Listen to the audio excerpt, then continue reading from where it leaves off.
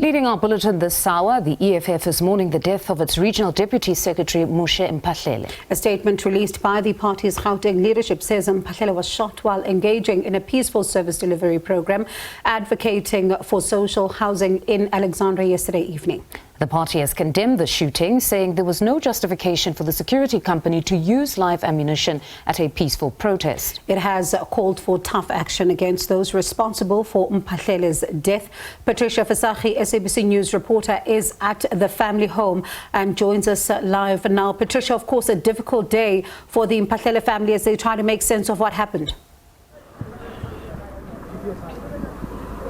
Well, definitely, and mourners have been flocking in since this morning here at the family home. We just, ended a conversation, wrapped up an interview with Mphahlele's father, who obviously just shared his thoughts with us, and he told us that the family is left devastated. They're also confused, looking for answers, and he was just saying that, he is trying to wrap his head around this, as no parent is supposed to obviously lay their child or their children to rest. He's also called for swift police action, saying that getting to the bottom of what happened might just bring them some form of relief and closure.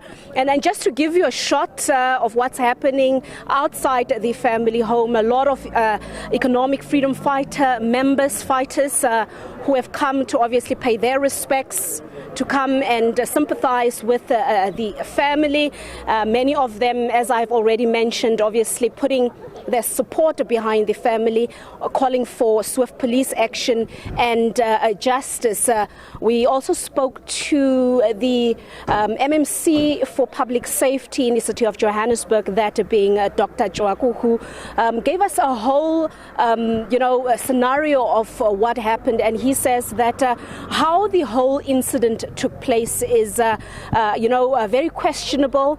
And he's saying nothing should be left untested, no stone should be left unturned. He wants all scenarios to be investigated. As you would know, that the service delivery inspection was at apartments or a block of flats that is due for occupation. A portion of it has already been illegally occupied, and it seems like there are tensions that are brewing around this particular occupation. So it is on the backdrop of that Dr. Joaku says that there needs to be thorough investigations, as this is not the first time that somebody is actually gunned down at that particular section. But I'm also joined by the EFF provincial chairperson, Mr. Nkululeko Dunga.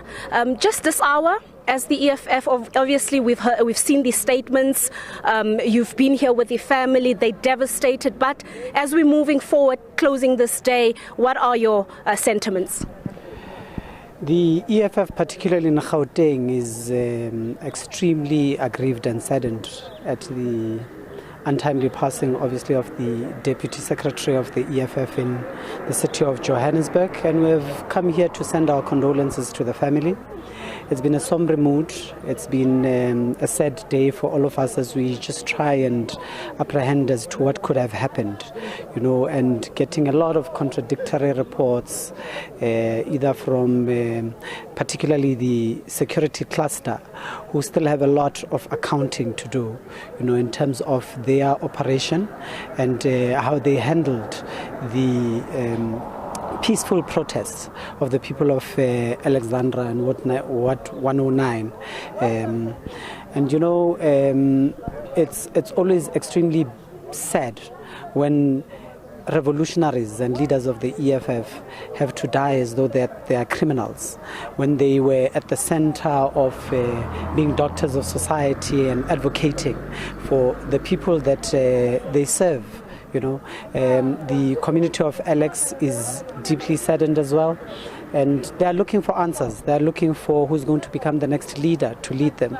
So the ramifications of the actions of particularly the security cluster leaves very much to be desired for in this case. You're putting emphasis on the security cluster, but we've also heard another version. Some community members suspect that it could have been a hit. What do you make of that? Are you looking into that? What are you calling for in terms of that particular speculation that is playing out, in particular when they are saying that there's been some sort of power tussle when it comes to the ownership of these flats? It's not the first time that somebody is gunned down linked to these particular apartments. Well, one of the things that would have to happen is that Joshco must take accountability, particularly in terms of what happens in Bramley, because you can't have erected so many dwellings in a space and having evicted people who don't have a place to reside in, and the places just remain vacant. The next progression of society would be that they must occupy those areas because they've got nowhere else to reside in and nowhere else to stay in. I mean, these dwellings have been open since as early as 2019 during the COVID years, That's the first perspective. But we have very much confidence in the Department of Community Safety that is led by the EFF in the city of Johannesburg to at least try and ascertain in terms of a concrete report as to what would have transpired. And we know that there are some certain leads that they're working on, inclusive of the potential hit that could have been there, and it's something that we're looking into. I know that the MMC of safety, public safety, has sanctioned an internal audit to actually try and ascertain, even from the TRU department, to try and get in terms of what could have really happened. But what we look forward to as the EFF is obviously justice, and we're going to make sure that justice prevails, because there are over 7,000 unresolved murder cases, particularly in Gauteng, with less than 40% of them having positive convictions, and this should not be one of them. All right, thank you so much. Of course, before the family left, they went, after having a family meeting here and obviously just trying to get to the bottom of what is happening, they went to the crime scene just to go and obviously have their ceremonies at the crime scene. But they also confirmed to us that Mr. Mphahlele will be laid to rest this coming Friday in Boahomu in Limpopo. Back to studio. Right, Patricia, very disturbing story that, and as of course, lots of questions still remain as to what happened exactly there. Hopefully the family gets to get answers and to be able to get some kind of closure. That's my colleague there, Patricia Mphahlele, SABC News reporter.